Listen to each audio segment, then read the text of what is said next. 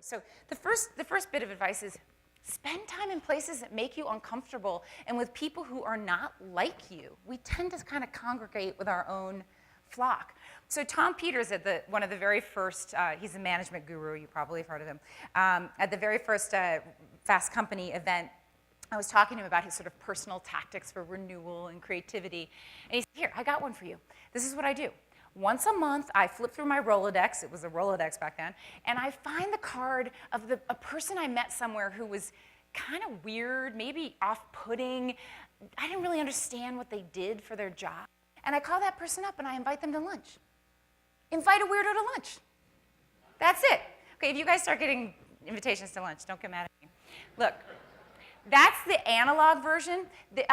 Nesta, the British charity that's trying to promote innovation in all of their organizations, has something called Randomized Coffee Trials, which is a very official sounding name for, in an organization, this is now happening at the Red Cross, Bank of England, you name it, you sort of sign up to be part of this trial, and once a month, you're given a random name of someone anywhere in the world in your organization, or sort of the ecosystem of your organization, and either you have coffee with them in real time and space, or you have a Skype coffee with them. This is about developing those weak ties that we know are the ones that help develop new ideas and those serendipitous collisions.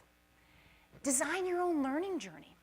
The simplest way to do that is take your city magazine, circle 3 things that you would never do that seem bizarre or edgy or weird, and go do that for a day. A deeper way to do this is to pick a theme, whether it's joy or mobility or speed. Ask yourself, what are 10 things I want to learn about that? And then go find the places and the people that exude that theme and get smart about it really quickly. Switch up your sources, right? The most creative geniuses are polymaths. They are insatiably curious about things that have nothing to do with their job, sort of like we saw last night. They're the original Leonardo da Vinci. You know, they jump from realm to realm.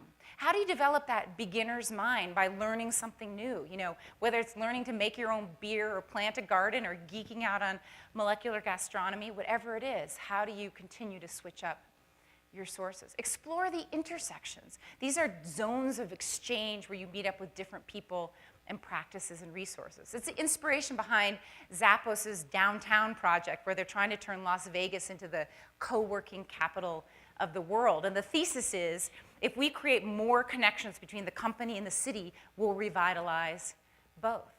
Finally, just play.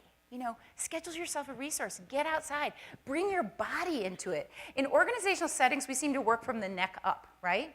There are thousands of studies in this year alone that tell us what we already know. The brain-body connection is not only central to your well-being, but to your ability to come up with new ideas. Follow your kids' lead. You know, roll around on the ground, get silly. It's not how you play, it's just that you play that's so important. Okay, so there's a corollary here, which is you cannot learn anything new without humility.